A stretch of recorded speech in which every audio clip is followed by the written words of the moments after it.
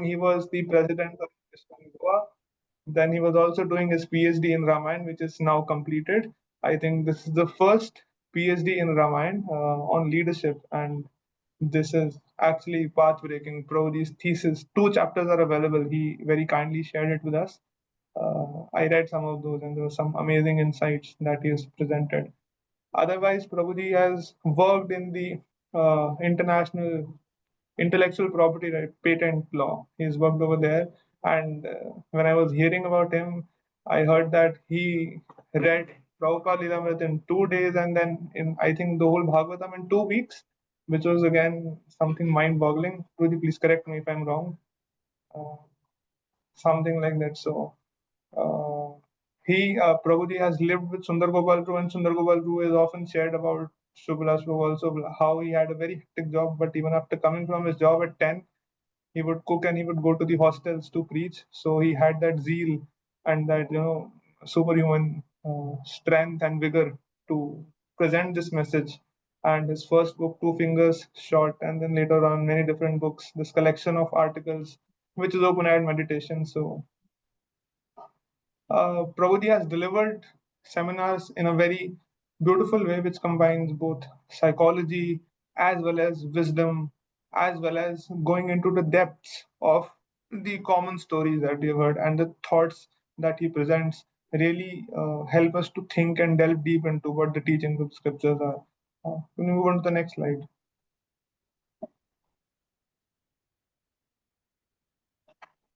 So Prabhuji has spoken at many different, all of the major colleges and universities you would ever think of.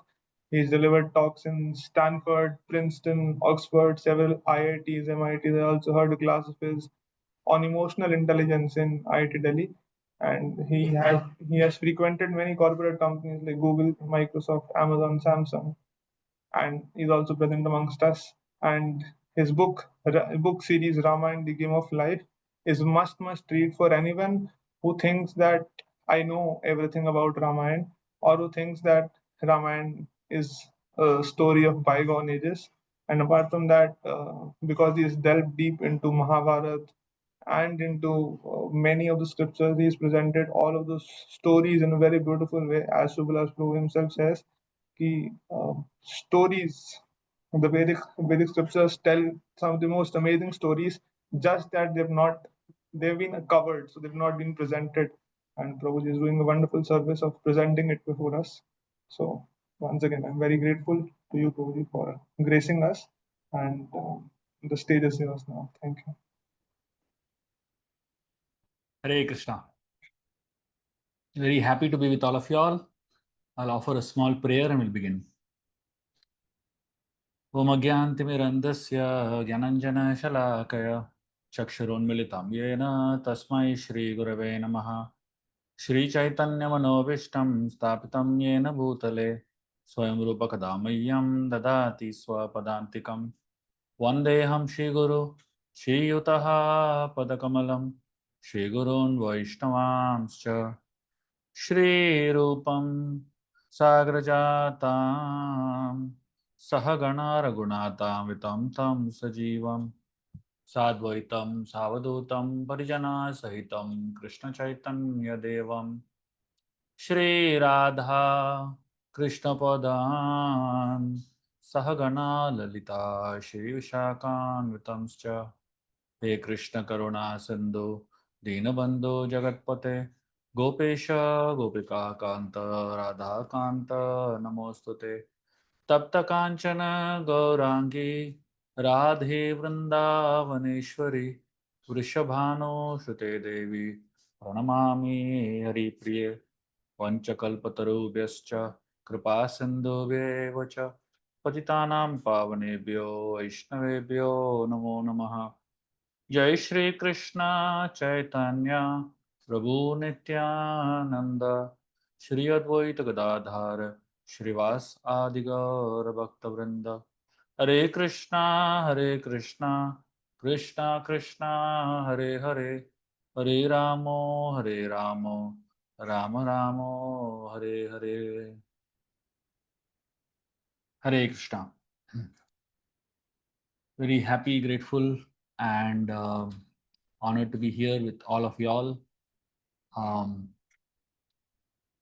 Very good to see so many young faces enthusiastic about storytelling and learning how to tell good stories.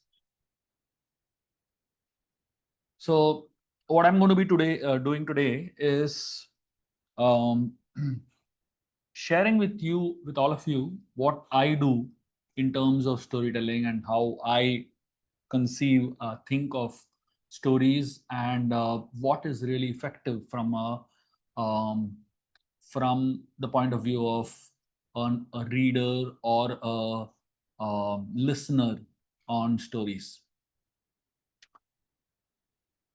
Stories are a part of all our lives. Everything that you see today is all stories. People make reels, they're just stories, isn't it? Reels that are a good story narrated well go viral. Books are all stories. Even news today is all stories, isn't it? So even when we talk to one another, what really remains in the mind is good stories. The stories are a part of life, and in my understanding, practically, whether you're a small child, whether you're a youth, or you're an adult, people in the corporate world, everyone loves stories. Stories are the heart of um, practically everybody. And not only in India, this is true even in the Western world. I've spoken at so many countries across the world, and no matter what the color of the people is, no matter what the nationality is, no matter what the religion is, no matter what what cultures they belong to, whenever I tell stories, people love it. So, um, stories are something that unifies us. History is simply stories. Um, Actually, a lot of things can become so much better if we can be told history, or we can be told even practical sciences in the form of stories. So stories have the power to convey timeless wisdom, values, um, very powerful messages. It's like homeopathic doctors, they give you medicine filled in a sugar pill. You're taking those sugar pills, you think it tastes nice, but actually you're taking medicines which even may be bitter. But because it is filled in sugar pills, it just makes it easier for you to consume. So stories are nothing but sugar pills. Very complicated subjects, they make it easy to digest and understand. If I have to tell the same thing philosophically, you will all go to sleep. But if I tell the same message through a story, nobody goes to sleep. And that's what stories do. The moment you say, once upon a time, there was, it just, I don't know, some part of our brain gets activated and suddenly we start, getting awake. So, what we're going to do today is um, share. First, I'll share with you all about my experience with storytelling and what I really uh, have learned from a point of impact of stories. And then after that, I'll be sharing with you all my framework, what I have done or what I have chosen to do in terms of how I deliver my stories. And then I'll share with you all about what is an anatomy of a good story. So if you want to become storytellers, if you want to tell good stories, what exactly you need to do to tell good stories. So this is what roughly we're going to be doing today. um, from my childhood, I grew up hearing stories. My grandmother was one of the best storytellers I've ever come across in my life. I've told about her so many times in my lectures, and I will continue telling about her always. So through my childhood, practically every year we used to go to my hometown. Um, I was born in a place known as Kanchipuram in Tamil Nadu. It's a small little town. and we used to go to Tamil Nadu every year for our summer holidays, and we'd spend practically the whole summers. And mostly I was with my grandmother. I just loved her, and all of us, we would be like about 10 cousins, my brother and 10 cousins, sleeping together at night, and my grandmother would be in between us, and I would invariably be right next to my grandmother, and she would tell us stories while we are going to sleep. So practically every summer of my life I spent like this, hearing stories from my grandmother while sleeping. And as she would narrate these stories, it would become like a picture in front of my eyes. I could see things vividly, I could imagine things vividly, and it would be so fascinating. Sometimes I would ask her to repeat the same story again and again and again. So every single day, I would hear stories from her, and sometimes I would hear the same story hundreds of times, but I would never get bored. That was the way I got introduced to storytelling. Of course, after that I got into school, and school, throughout my school I don't think I heard any stories, and that's why school was so boring for me. But every time school would get over, usually in the summer breaks, um, between my school and my home, I would go cycling home. There would be a library, a small little library, and before I would reach home, when my summer break would happen, I would go into the library, pick up a book, and then I would go home. And that day, by night time, I would finish the book. And the next day, I would go and pick up another book from the library. I had this obsession with books. The moment I pick up the book, I couldn't stop till I finished the book. I had some kind of a obsession. And every single day of my summer holidays, I would read one book at least. And so in the day I would read books, absorb myself in stories, and at night I would, my grandmother would tell me stories, and that's the way I built my world. My world was a world of stories, essentially. And then eventually I got connected to ISKCON when I was 16 or 17 years of age. Um, and that's when I got introduced to the world of spiritual stories, with lessons, with understandings that are going deeper to day life. So my grandmother's stories were just entertainment and fun. Of course, I heard Ramayana from her. I heard so many other stories from her. But for me, I didn't really understand that those stories had some lessons in them. But when I got connected to ISKCON, I would hear from so many devotees, and then I realized there's a parallel between the stories that I heard from my grandmother and what these devotees are telling over here in ISKCON. And that's when I realized that both the worlds can be connected, and we can learn so many things from the stories. Um, so that was the way I got really hooked to the world of stories. Um, at some point, while I was in the ashram and learning and studying the scriptures, um, I used to also be a part of a school called Gopal's Garden High School, where I used to teach value education to the children.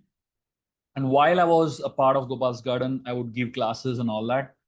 And one day I went to the library of this school just to see what all is there in the library. And I saw so many books in the library, and I found Hardy Boys and Nancy Drew and a Famous Five and Harry Potter and so many books. Um, what is the name of that? So many books written by Western authors, and I just started asking myself, why aren't there any scriptures here for children?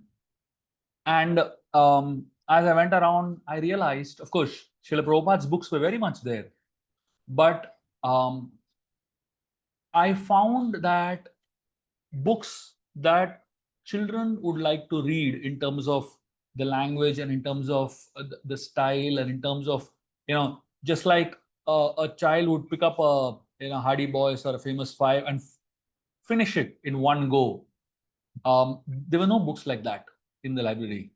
And I was complaining and I was, criticizing, saying that what is this? Why is this? Why we don't have books based on our scriptures? And then one of my mentors, he said, "Why don't you write it?" That was the first time in my life I actually thought of writing something based on the scriptures. And then I began to write. I had no idea what I was doing. My only intention, only thought in my mind was I'll write something and I'll print it and put it up in the library there for kids to read. That was my thought process, and that's how I began writing Ramayana: The Game of Life book series. Um, the first book itself went on to become a bestseller, and the first book itself, became so famous across the world, and that is how I got into writing stories. What I realized through my journey of speaking, writing is it all depends on how you narrate the story. If you narrate the story well, there are people who are waiting to read it. It doesn't matter if the story is known. And when I started writing the Ramayana, people started telling me, Ramayana is such a well-known book. Why do you have to write another Ramayana? I said, this is my style. I'll write Ramayana in the style that I imagine, I think about, I observe myself in. So these scriptures are just like when Kamba, one of the great authors of Ramayana, he wrote Kamba Ramayana. Kamba Ramayana is a fascinating. It's almost everything that Valmiki writes. Kamba also wrote, but he wrote it in a style that was his unique style. That kind of became like a identity by itself. So if anyone reads Kamba's work, they know it is Kamba. Nobody else can write like that. So similarly, each author, like Tulsidas ji, when he writes Ramayana, he has his unique style. When Vyasdev writes Mahabharata, he has his unique style, characteristic of Vyasdev. Valmiki, when he writes the Ramayana, he has his unique style, which is characteristic of Valmiki. Every single person, if you look at Jaimini Bharat, Jaimini Rishi, he has written Mahabharata, which is known as Jaimini Bharat. Very characteristic of Jaimini. So each person who writes anything based on scriptures, they have their own unique style of writing it. It doesn't mean that they are changing the content of it.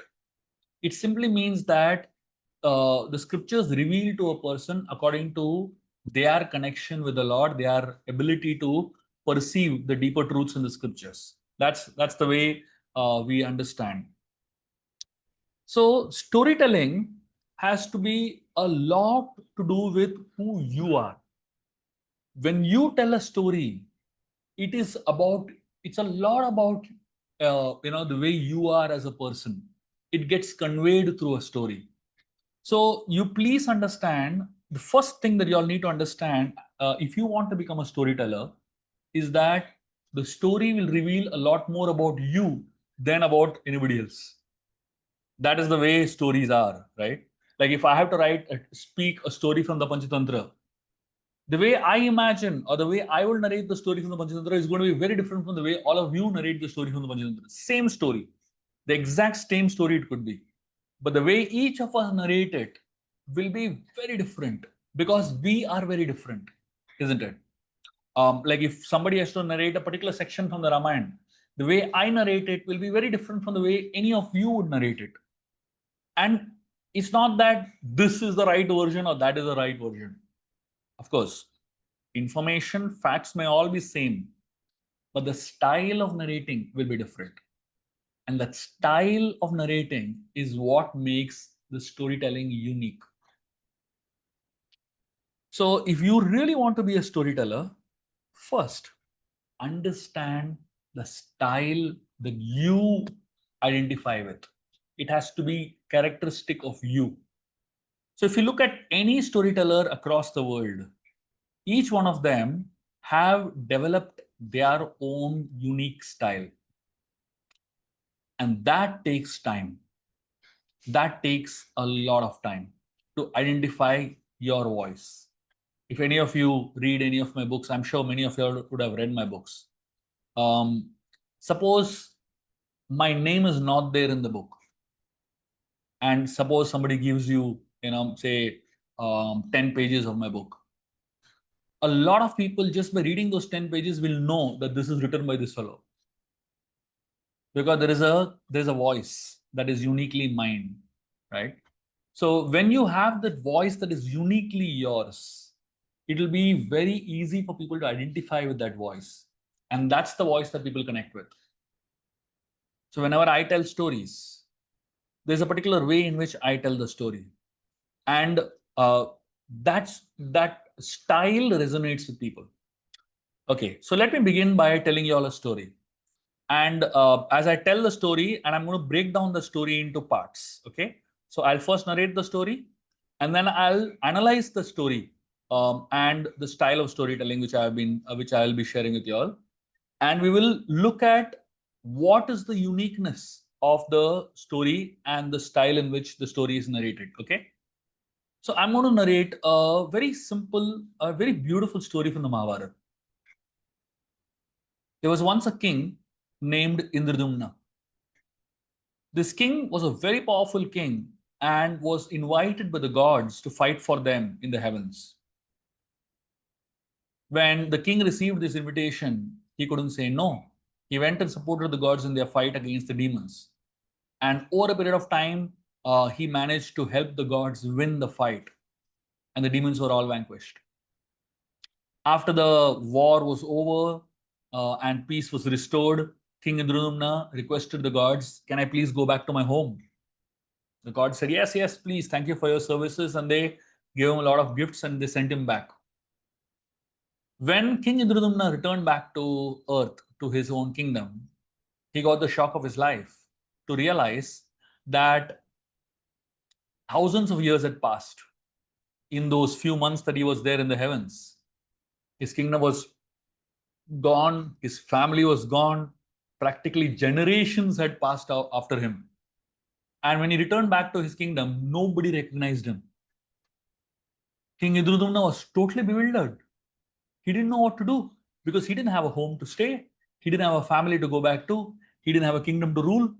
And he returned back to the heavens and he asked the people in the heavens, he said, "See, thousands of years had passed. I didn't realize that. Now what do? I can't go back to my house. Please let me return back to the heavens." They told him, "Sorry, you are not qualified to enter into the heavens." King Indradumna said, "This is unfair. I did so much for you all, and now you are not ready to accept me when I'm in trouble." They said, "Fine, because you have done so much for us, we'll make one exception in your case. The exception is that we will take you back to the heavens, even if you're unqualified, if simply one person remembers you on earth. Just go find one person who remembers you or anything good that you have done, then you can come back to the heaven forever." King Indradumna came back to earth and he began to talk to people and ask them, "Do you remember me? I'm King Indradumna." And they said, "Obviously, no." Now, if I have to ask you, who is the richest person 1,000 years back? Will you remember the richest person 1,000 years back? Obviously not. Nobody will remember, isn't it? Even if I ask you who is the richest person 500 years back, will you remember? Obviously not. So Indradumna was really puzzled. He didn't know what to do and how to get someone to recognize him. He went around and then he figured out that there is one sage whose name is Markandeya Rishi, who lived for thousands of years, many kalpas. So he went to Markandeya Rishi and he asked Markandeya Rishi, "My dear sage, do you remember me? I'm King Indradumna." Sage said, "Sorry, I don't recognize you at all." The king was totally bewildered. The sage told him, "Don't worry. There is a crane that has lived longer than me. Let's go to this crane and talk to him. Maybe he will recognize you." They both went to this crane and they spoke to the crane. They asked him, "Do you remember this king? His King Indradumna?" The crane said, "I'm sorry, I don't recognize him at all." But the crane said, "I know an owl which has lived longer than me. Let's go and ask him." So all three of them went to this owl to ask the owl. They asked him, "Do you recognize this king, his King Indradumna?" The owl said, "I'm sorry, I don't recognize him. But I know a tortoise that has lived longer than me. Let's go to him."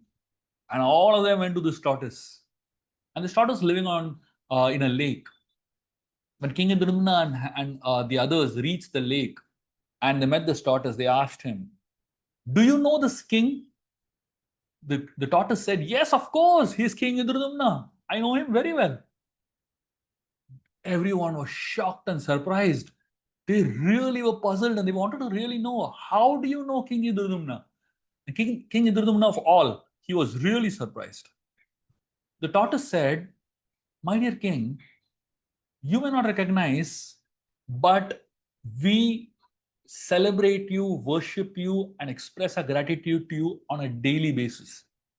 Every single fish, every single aquatic in this lake, we all remember you for what you have done for us." Now, King Duryodhana was really puzzled. He didn't even remember what he had done. And this tortoise told them that many hundreds of years back, this King Indradumna, he had donated lakhs of cows in charity. And when he had donated these lakhs of cows in charity, he had kept all those cows that he was supposed to give in donation in this particular place, a tract of land. And because so many cows were standing in one place for a long period of time, that particular tract of land had gone a little low. And eventually, the next monsoon, it had filled up and it became a lake over a period of time. This king in Dudumna didn't even know this. He didn't even remember giving those lakhs of cows in charity. He didn't even remember storing all those cows in that particular place. This tortoise tells King Indradumna, "This lake, we have named it after you. It is known as Indradumna Sarovar. And all of us in this lake, every single day, we thank you for your generosity." This King Indradumna went back to the heavens and he said, "One tortoise remembers me." And immediately he was allowed to come back to the heavens. This story teaches us a very powerful lesson. Of the many things that this story teaches us, it teaches us the power of kindness. Kingdoms are not built by power, but it is built on kindness. A power has very little memory, but kindness has a very long memory.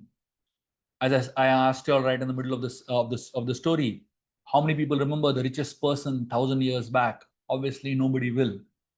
But if you ask how many people remember Chanakya Pandit 500 years before, this man, people still remember him, not because he was powerful, but because he did things that even powerful people didn't do. He acted kind on one little boy. Stories of kindness outlive stories of power, outlive memories of people who are beautiful, people who are charismatic, people who are rich. Kindness is something that lasts for centuries. So instead of you trying to remain in people's minds by being the richest person in the world, by being the most beautiful person in the world, by being the most powerful, building the most powerful company in the world, or doing anything else, it is so much easier if you can do acts of kindness. And these little acts of kindness outlive us. I'll stop the story here. Let's analyze the story. So, if you've seen, I have shared a story, and while I was sharing the story, there is some very beautiful thoughts and messages that went along, right? So, first thing that you look at in the storytelling style, one of the things you'll realize is that I created images that were very vivid, isn't it? Could you all see a picture in front of you while I was narrating the story? Could you all see the owl? Could you all visualize the crane? Could you all visualize the lake? Could you all visualize Indradumna? See, that's what effective storytelling does. It helps you see. So you have to use words that help people visualize things. So the more words you use, which help a person visualize, the better it is. For storytelling to be powerful, it has to be smooth. In between the story, you cannot take breaks and think. You already should have thought of everything that you're going to speak. And it should be so, it should first be a image in your own mind. It has to be a running movie in your own mind. And then when you narrate it, it'll be a very similar experience for people that are hearing you. But if you yourself don't have the story sorted clearly in front of you, you will not be able to imagine it. So, first, build up on your knowledge. Whatever you want to tell, get all the facts right. Get all your facts clearly written down if possible, or if possible, memorized in whatever way you want. When I began associating with ISKCON, in the beginning days of my Krishna consciousness, I would maintain diaries where I would write down everything. So everything I heard in a lecture, write it down, write it down, write it down, write it down. I have so many diaries filled with stories and filled with so much of information. Somebody might say, "What is this? Why do we have to have so many diaries?" It's not easy to remember stuff unless and until you have really put in your effort, your heart into remembering. And one of the ways in which you can remember things is by writing down. So in the beginning days of my Krishna consciousness, many years really, I would write down everything. So it for anything to go into your long-term memory, it has to be processed again and again and again and again and again. So for any information to enter your long-term memory, you would have to hear it multiple times, you'd have to read it multiple times, and if possible, write it down also. Then only information goes into your long-term memory. Otherwise, what will happen is that if information is in your short-term memory, when you're narrating it, suddenly you will not remember some fact. Like if this story was not in my long-term memory, suddenly I would be struggling with names. I would struggling, I would forget who's that Rishi's name, what is the name of the king. There were many facts I could forget in between, right? But if something has gone into your long-term memory, you will not forget facts. And therefore, put effort in reading, writing. It might seem to be absurd. We'll say, in this time and age, who writes? It doesn't matter what people think. What matters is what helps you remember things. For me, what helped me was writing down. Of course, now I don't have to write everything because I have a better way of remembering things. But when you begin your journey of acquiring knowledge and acquiring information, it is good to write because it's a very powerful way to store things in long-term memory. The second thing, if you see, when I was speaking, I didn't struggle for words. Through the whole story, if you noticed, I didn't struggle for recalling words. I used so many words in the story, but it was smooth. It was very, very smooth, right? You can go to YouTube and search for any of my lectures and videos. You'll find that there's a very similar tone. There is a smoothness in the way I narrate stories or narrate any information. That smoothness and comes when you have a good vocabulary. That means whatever you're thinking, you should be able to speak it. There has to be a sync between your thinking and your speaking. That sync between your thinking and speaking comes when you have a good vocabulary. A lot of youngsters I see whose vocabulary is weak, they suddenly get stuck. They know what they are thinking, but they don't articulate it well. And that's simply because they have not read enough. Do not underestimate the power of reading. You must read voraciously. The reason I shared with you all about my habit of my childhood of reading, going to a library and picking up a book and every single day reading a book was simply to help you understand this. Somebody might say, hey, how do you write so much? Because I have read so much. There is a history behind my writing. There is a history behind how much I have effort I have put in to develop the vocabulary that I have today. And many people, when they read my books, they say, I can't understand some words. I just tell them, pick up a dictionary and figure it out. If you can't understand some words, it's good for you. It will help you learn a new word. It will help you understand or develop your vocabulary. Vocabulary is something that is very important for a storyteller. When I write my books, I try to make sure that I don't repeat the same words again and again in a paragraph. I try my best to have unique words. Like, say, for example, if you are talking about someone walking from one place to another, the word, instead of saying he walked, there are so many words to use that same concept, to express the same concept. Walking is just one. There are so many synonyms of the word walk. Similarly, for every single word, there are so many synonyms. The more unique words you use in your language, in your either speaking or writing, the more powerful it looks. The more you repeat words, the more ordinary it looks. For you to not repeat a single word, for you to have unique vocabulary of words, you must read. So spend time developing a reading habit.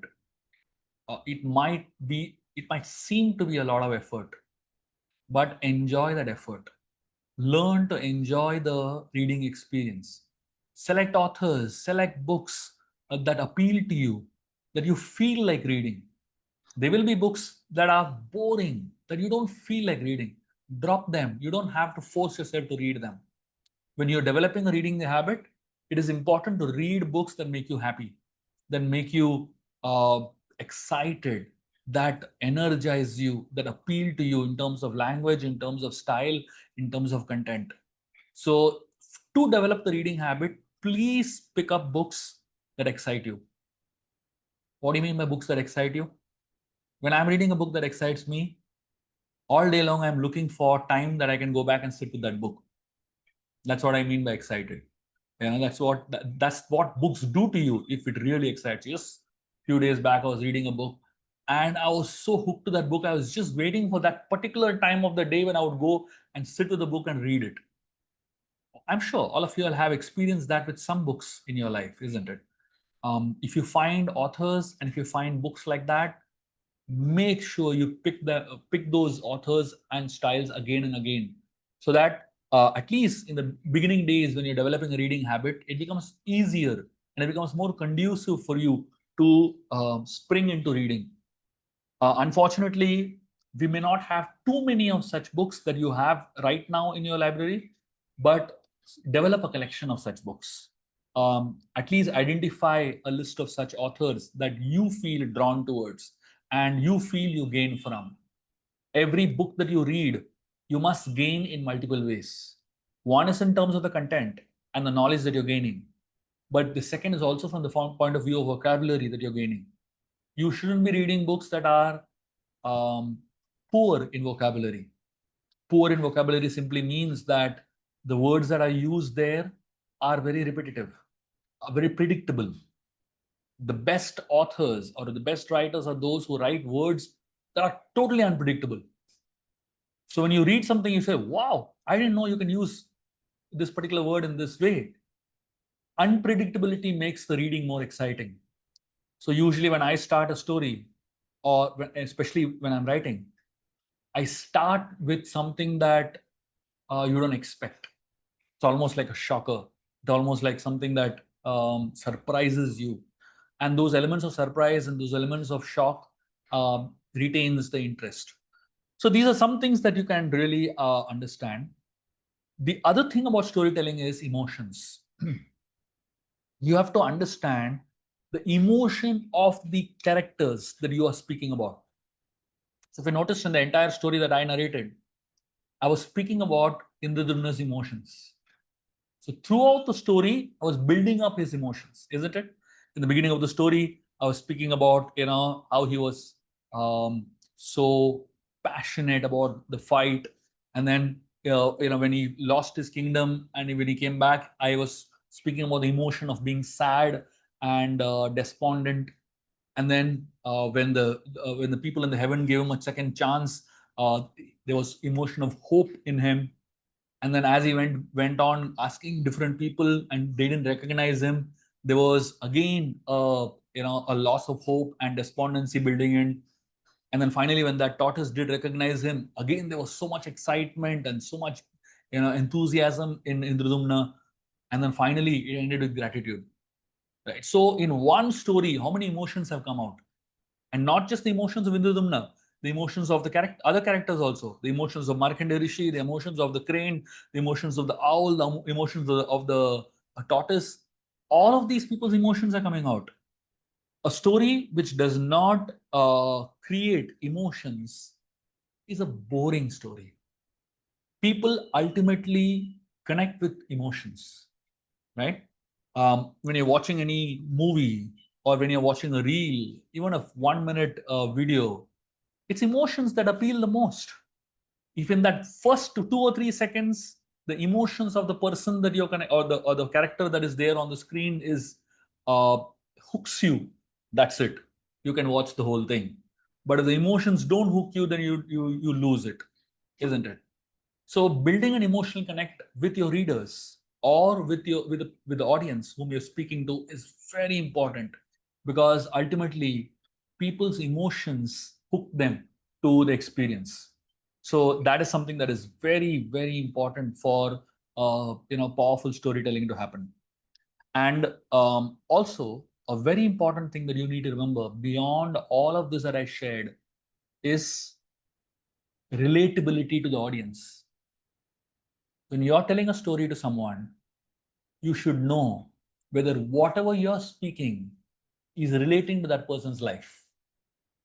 So usually when I speak anywhere, I always ask myself this question, and I always ask the organizers this question: who is the target audience? When I know the target audience, I make, or rather, I script a story, I write a story, or I speak a story in a way that appeals to the target audience. The same story, the story which I just shared with you all, if I share the story to small kids, I'll share it in a different style. If I share the same story with a corporate audience, I'll share it in a different style. If I share the same story to spiritually minded people, I'll share the story in a different style. If you are narrating a story, keeping the audience in mind, it will be more powerful and more impactful. So first, do research on who your target audience is. When I write my books, my target audience usually is intellectual Indians who are in their teenage, early 20s, or in their teens, and those who are having spiritual inclination a little bit, and those who want to read and read fascinating stories with a message. So this is my target audience. So when I write my books, I always keep this that kind of a target audience sitting in front of me, and I'm writing a book according keeping that in mind. And whenever I come across young boys and girls who fit into this particular age bracket and this particular mindset and this particular thought process, coming and telling me that we loved your book, I feel so happy, because I realize that it's reached the target audience that I was aiming towards. So always be clear who your target audience is before you start speaking or before you start writing, because identifying the target audience is so important for you to be effective. If you don't have a target audience, just write randomly, you'll end up nowhere, isn't it? Just like if India sends a missile to Pakistan, but if it is not aimed clearly, it will land somewhere else, isn't it? So you have to really have a very clear target audience in your mind, and especially when you are invited to a speaking engagement, it is very important to have clarity on who your target audience is. Many times it happens that I go to a session when the organizers themselves have no clarity of who the target audience is. I go to the session, I prepare first, keeping some audience in my mind. And then when I physically go to the session, I realize it's not exactly the audience I prepared for. You know what I do? I scrap my whole, all my notes. I just keep it aside and I speak looking at the audience.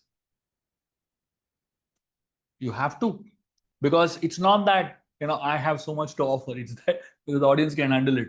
There was a guy who came to a gathering to speak a public lecture, and he prepared a lot, and he was really intensely preparing for this lecture for like weeks. And then when he finally came to that auditorium to give the lecture, there was only one guy sitting in the auditorium. And this man was really shocked and bewildered and confused. He asked that fellow who was sitting in that auditorium, I prepared a lot. You're the only person who is here. Will you hear my lecture? And this fellow who was sitting there, he said, Sir, I am not an intelligent person. I'm a very simple man. I'm a farmer. But I know one thing. If I have fodder for 100 horses, and I go to to my stable and find all the horses missing and only one person there, I will still feed him. I'll still feed that horse. This man became so enthusiastic hearing this example. He went on and gave the full lecture to this one fellow. After 2.5 hours of lecture, this man asked this man, How did you like it? He said, Sir, I'm a very simple man. I don't understand these things. I'm not so intelligent. But I know if I had food for 100 horses, I would not feed it to one horse. So, in essence, you should know who your audience is and feed your audience how much they can handle. Don't feed them beyond what they can handle, or don't feed them less than what they can handle. You give them the exact amount what they can handle, they will love it, they'll feel nourished, and they'll feel grateful. And that's how we share powerful stories which create impact. Hare Krishna. I'll stop here. We can take some questions and discussions.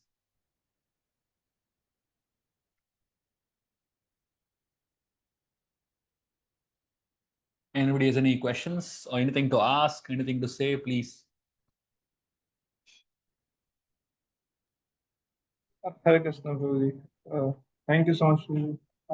This was exactly what I.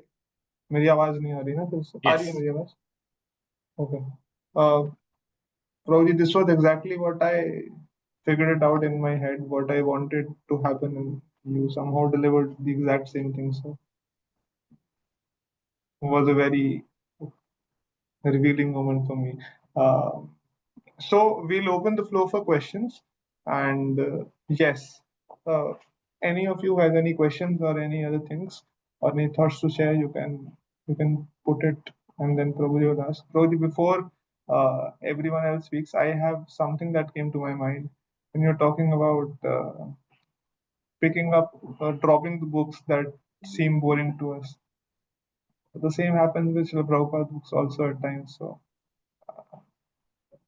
I've interacted and I've heard this from a lot of teenagers that the Prabhupada books, they seem very boring and seems very difficult for us to continue and read. So what is your advice to us in this case, especially in terms of absorbing philosophy? Because from this age of teenagers, not a lot of speakers are very appealing and very enticing, something they would want to hear. A lot of speakers and preachers speak very traditionally.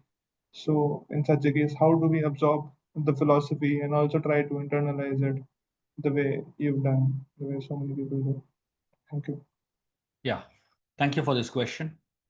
To help you understand how to deal with philosophical subject matters, let me first help you look at it from a broader perspective.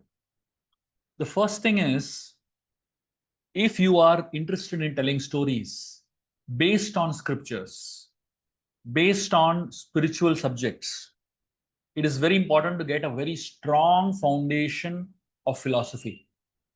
Because without philosophy, only stories will actually not be really something that will create deep impact in people's minds, right? Spiritual, scriptural stories with a philosophical touch, it creates powerful impact. But scriptural stories without a philosophical background, it will actually not be so appealing.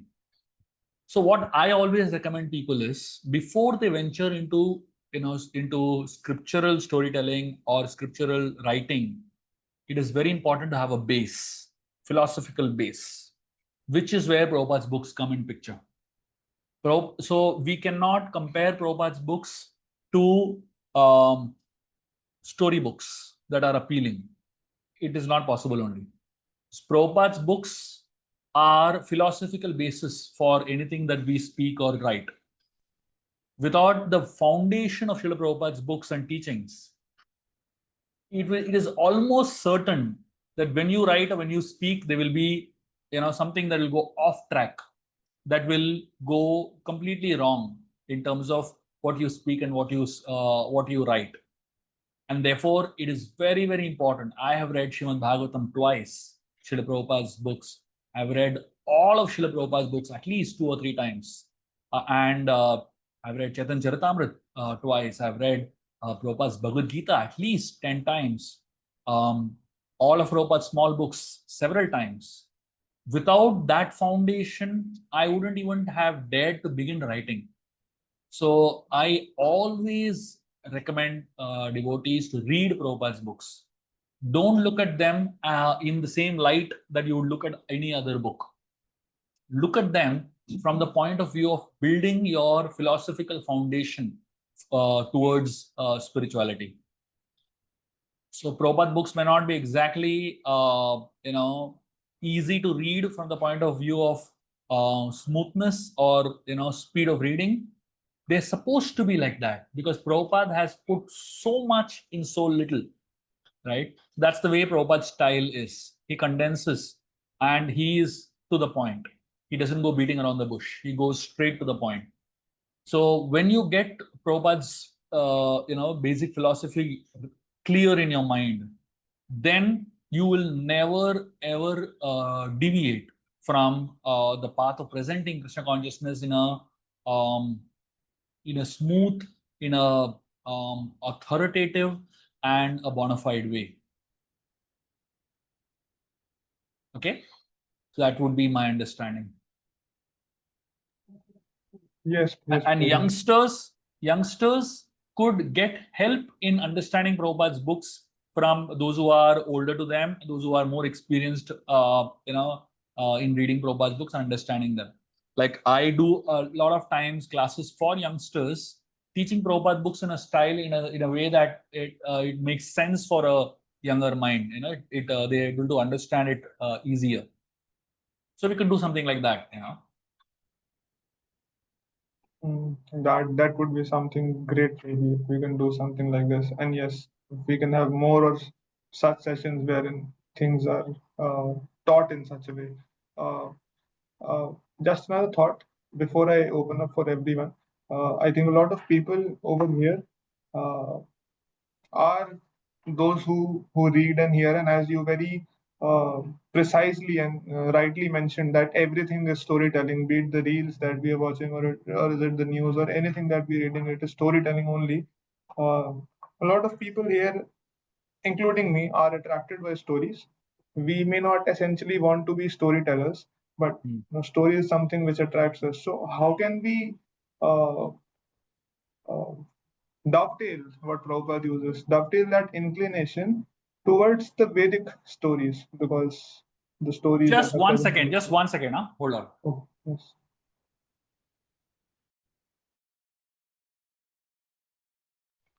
Meanwhile, for those of you who are raising your hands, देखिए जो लोग camera on करेंगे उनको पूछने देंगे हम, simple सी बात है। तो अपने कैमरा ऑन कीजिए अगर आपको पूछना है तो, और बैठ जाइए एक जगह पे, घूमते मत फिरिए।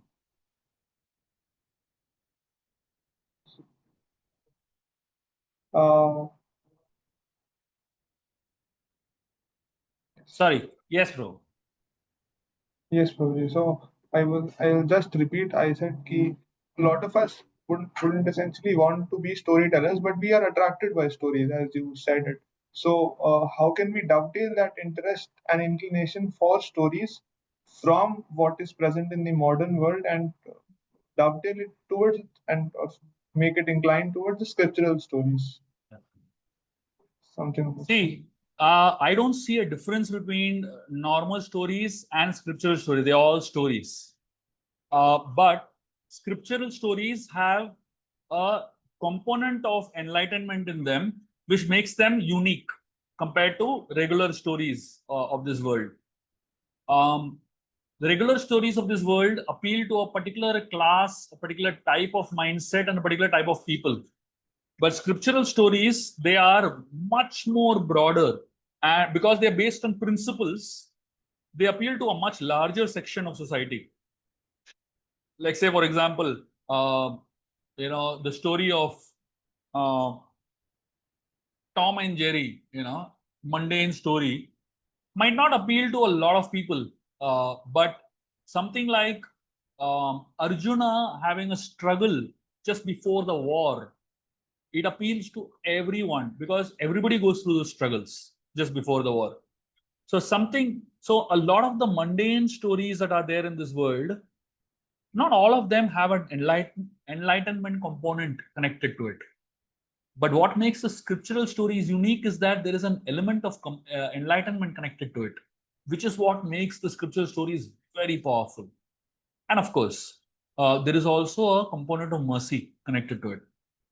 Because these are written by great sages like Vyasa, Valmiki, and so many powerful sages who have done great tapasya, their power of tapasya is connected with the story that is being narrated.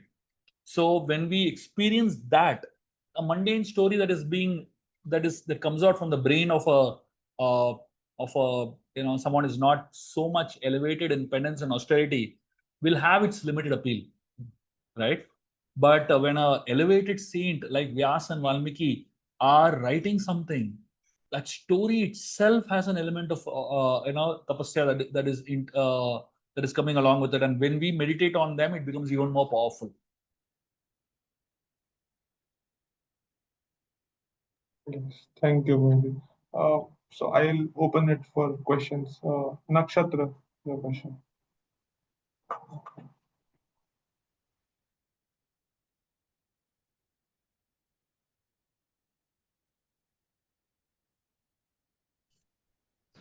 Uh, Hare Krishna, Prabhuji. Prabhuji, before I ask my question, I'd like to say I've read your books several times, and I'm a very big fan of all of your works. It was actually Hardik Prabhuji who recommended me your books, and there are days where I just read your books all day, just starting in the morning on the weekends, and I'll be reading them throughout the day. Prabhuji, you spoke a little bit about how each of us needs to have our own style when we come to narrating stories. So, can you please explain a little bit on how one can identify the style in which they like to write or speak, and what helped you to figure out how you like to present some of your works? So both style develops over time. It develops with practice. You have to keep practicing till you reach a point where you feel comfortable.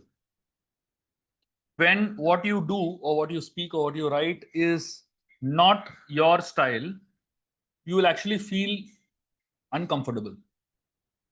At some point, as you keep doing it, keep doing it, it will be very natural for you to do it. That's the point at which you stop and you freeze your style. So it takes time.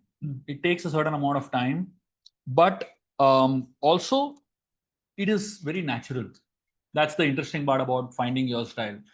It just feels like you, right? So usually when you start the process of storytelling, or becoming a storyteller or writing stories, you're usually impressed by somebody, and then you start imitating them, almost unconsciously. And then after some time, you realize that, hey, this is not feeling like me.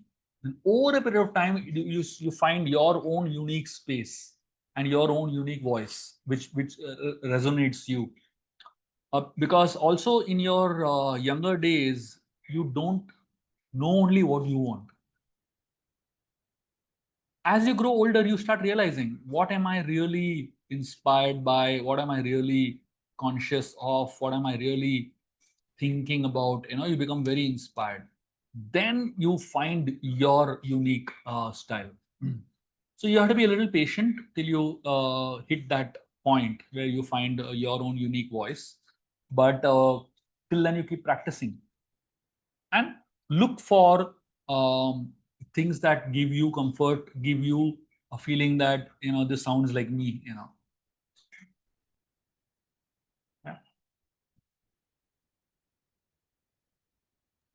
Inish, your question.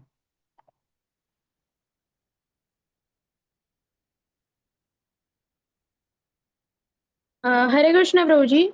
Prabhuji, I have read many of your books, and my doubt is that, as you told in your class, that if you don't, if you don't like to read books, you should start reading books which you like, which you makes you happy.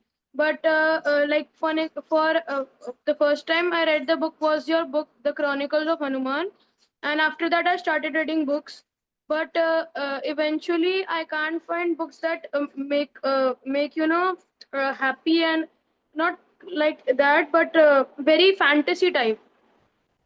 So how to improve the curiosity in reading books? Okay. So you said Chronicles of Hanuman made you happy, isn't it? Yes, because there was climax at every point when you read after a page after page. Okay. So you like to read small ones, small stories, or can you read big ones also? No, not that big, but not not small also, not big also. The normal Okay, books. fine. But I read the mystery ones that Yeah. So I'll give you 2 3 books that immediately that you can think about and pick up. Okay. There is a book called Mystical Tales for a Magical Life. Have you seen that? Pick that book up. You will love it. Then there is another book called Ancient Wisdom to Elevate Your Mind. Pick that book up. You will love it. These 2 books you can immediately start with, and then there are many other books that you can find. But there are many like that. So I have written close to about 50 books now. So I don't think you will fall short of books of that style as Chronicles of Hanuman. Okay. Thank you. Shreya, your question. Hare Krishna Prabhuji. Sometimes when we read book, so we want to tell our experience with other friends or families, but before telling our experience, we have many thoughts that if the friends will like the story or what things such. Okay. So you're saying that when you read something and you like something, you want to share it with your friends and family, but you're worried if they will like it or not like it. Am I right? Yes, Prabhuji. Okay. It's very simple. When you want to share what you are happy about, what you have learned, don't think so much whether they like it or not, just share it. And you know what I've experienced? When you share what makes you happy, it will make other people happy also. Of course, there will be some people but that may not exactly appreciate what you're saying. Maybe because they don't want to appreciate. Some friends are like that, right? They just don't want to appreciate good things that you share, but internally they will appreciate. So if something has appealed to you, go ahead and share it. Doesn't matter whether they like it or don't like it, or whether they appreciate or don't appreciate. Just share it. The benefit of that is that you will remember it. Whether others remember it or no, or whether others benefit or no, it doesn't matter. You share it so that it goes into your long-term memory. Okay. Thank you, Prabhuji, Shreya. I have another question. Yes. We thought about to read books, but when we are going to read books, we feel like lazy that to start sometime someone else time, another time. Yeah. So what? See, when you want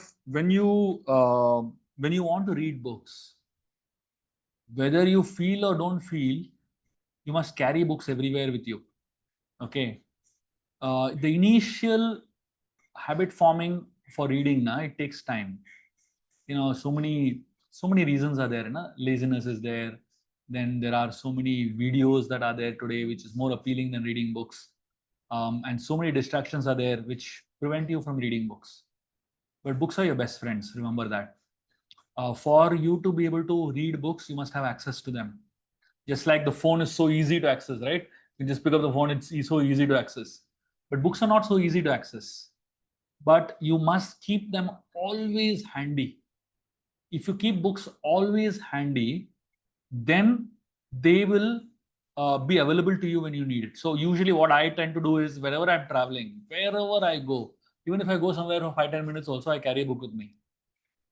You know why? Because typically you will always get some time free, 5 minutes, 10 minutes. You'll get somewhere a little bit of time. And at that time, you should always have a book. If you don't have a book, you will pick up a phone. So you try your best to keep a book around you all the time. And the good things about books is that if you treat your books as best friends, they will actually become your best friends. Right now, we treat mobile phone as our best friend, right? Unfortunately. So let's start treating books as our best friends and keep them with us always. And like some things you do, right? Whether you feel like doing or don't feel like doing, isn't it? Just like you eat, whether you feel like eating or don't feel like, you have to eat, isn't it? You sleep because you have to sleep. Similarly, you should make reading a habit. Whether you feel like or don't feel like, read at least one page. Some kind of discipline has to be introduced to reading. Otherwise, it will not happen. And especially because you have to use your brain in reading, we don't want to do things that we have to use our brain. The way today's world has become, we want to do things that don't have to use brains. Like watching a Netflix movie, you don't have to use brains. You just have to switch it on and lazily watch it. But to read a book, you can't do that. You can't be in the same spirit and mindset as watching a movie, isn't it? Because reading a book, you have to use your brains. It doesn't require that much capacity to use your brains while seeing a movie. So anything where you have to use your brains helps you grow. And anything where you don't have to use your brains, it makes you more dull. So you have to ask yourself, do I want to grow or do I want to become dull? If I want to become dull, then go ahead. Do all the things that lazy people do. But if I want to become smart, if I want to achieve something in life, you will do it whether you like it or not. And the interesting thing is that you ask any successful person in this world today, anyone who has achieved any kind of success, you will realize there's one habit that is connecting all of them, that is reading. So if you really are interested in your own success, you will not care whether I feel or don't feel. I'm enthusiastic or not enthusiastic.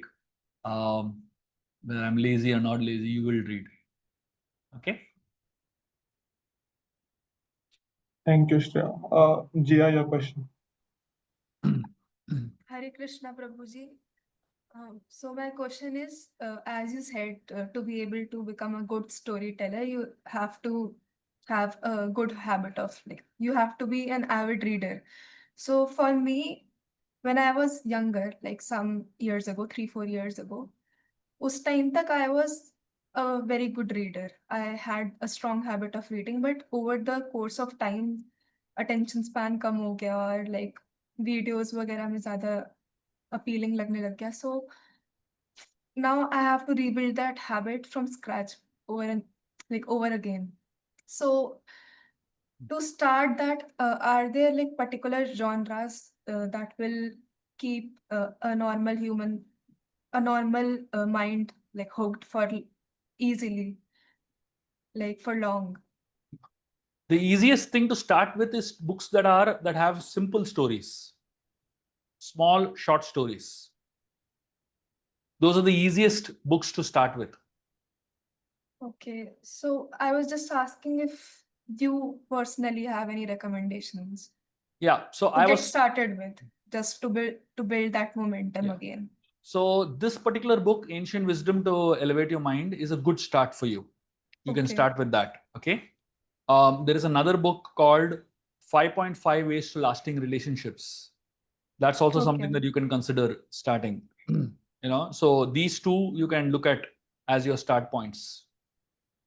And also same theme, but another aspect. You said key to build a foundation for learning about philosophical and spiritual texts. You have to build the foundation by reading Prabhupada's story. So how do I develop interest? As Hardik Prabhu said, ki Prabhupada's books are mostly written in a way that is traditional. So Yeah. it So what you could do is, rather than beginning with Prabhupada's big books, which take considerable amount of time, you can start with Prabhupada's small books. So what okay. Prabhupada has done in his small books is, in all the small books, if you put all the small books together, Mhm.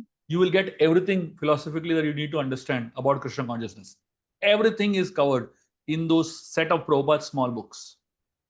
And so the good thing about Prabhupada's small books is that they're not daunting. They're very quick reads. Mhm. Okay?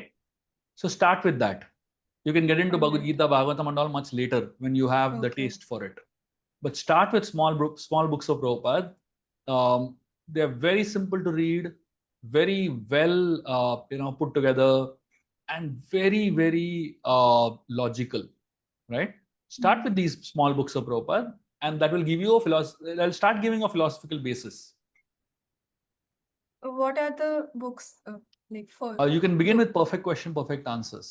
Yeah, I started that, but उसमें Okay. भी ऐसा है कि like some things they are very simple and direct, but they have very deep meanings. जैसे Correct. खुद समझ नहीं आएगा. So like, how do I understand those big So what you should do philosophical is, things? when you're reading things that you don't understand completely, you should underline and keep.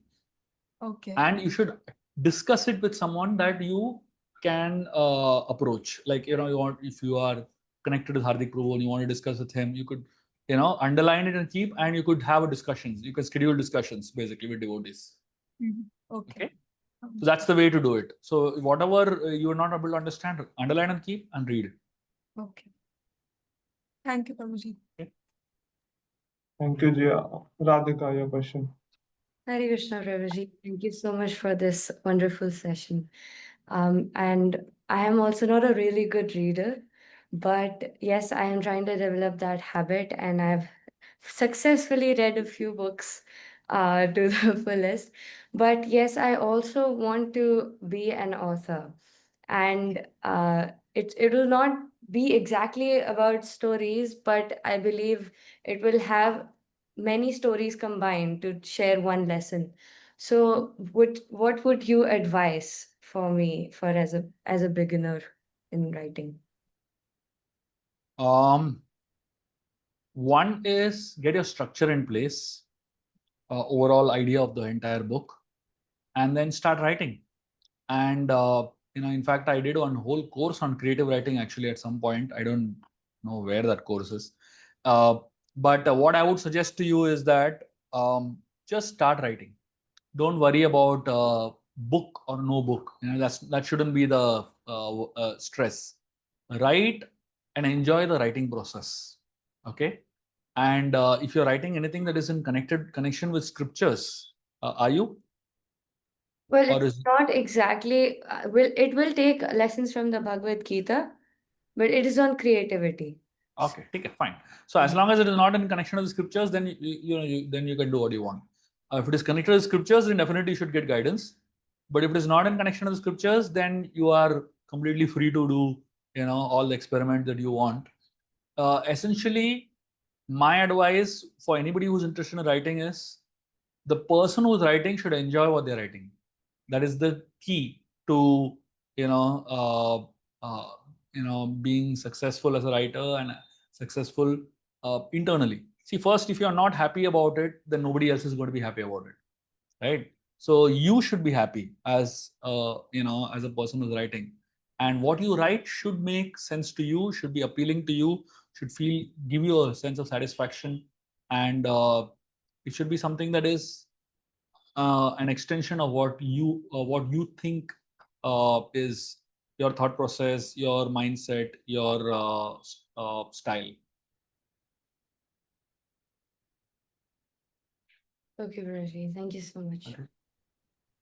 Thank you, Radhika. I remember asking the same question to Prabhuji when I met him first, around 4 years back, and Prabhuji said, start reading first. So he was very clear about it, and he said, and if I'm not wrong, Prabhuji told me that for writing this Ramayana Game of Life series, he studied 90 different commentaries of Sri Vaishnavacharyas for this. He said for 1 hour of writing, you have to read 4 hours. So I Prabhuji is doing what he is suggesting also.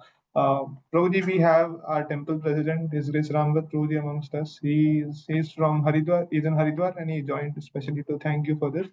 Prabhuji was the one who introduced me to your books. And as you were mentioning, back then in 2016, I was of that mindset. When there are so many Ramayans already, why to read another edition by some other devotee? But Prabhuji very graciously gifted me, and he said you'll enjoy it. So please, and that is how I got introduced to you. We'll have Ram Puja. Jai Hare Krishna, Prabhuji. Dandavat. Hare Krishna, Nandapana Prabhuji. Very Nice happy to to see see you you. after many years, Prabhuji. Same Thank you here, for same here. Such a pleasure. thank you Jai. for accepting our invitation and giving your precious time to all these teenagers, Very young, happy to be brilliant here, mind Prabhu. student. They need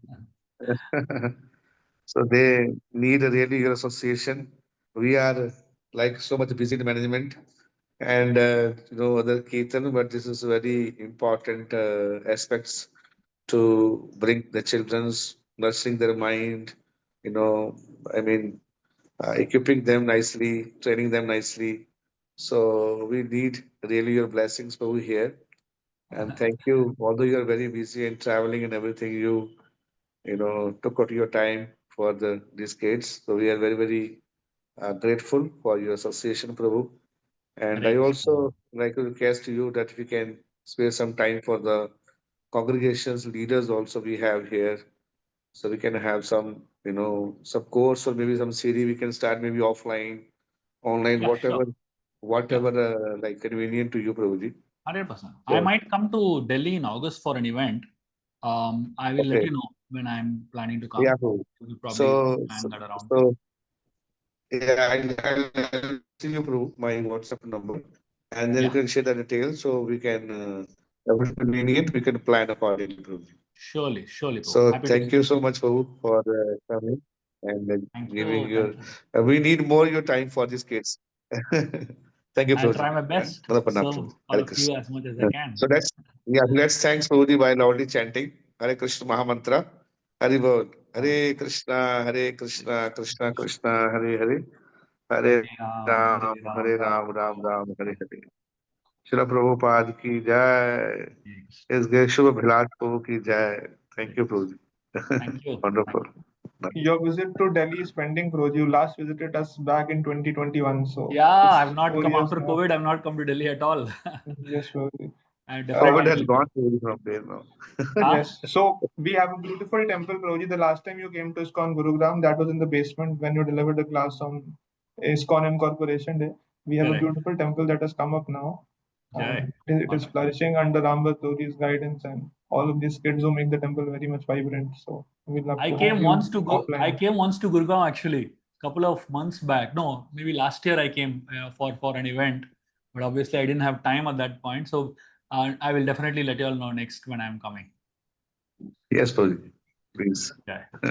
Thank you. Thank you. Thank Thank you you, all the Prabhuji. children. Very happy and grateful to be with all of you. Hare Krishna. Hare Hare Krishna. Right, thank you. Yes. So we'll share feedback form in the session in the group for the session. आप लोग उसको please भर दीजिएगा. And the next session is Sunday morning. Arindam Pro, can we have the poster?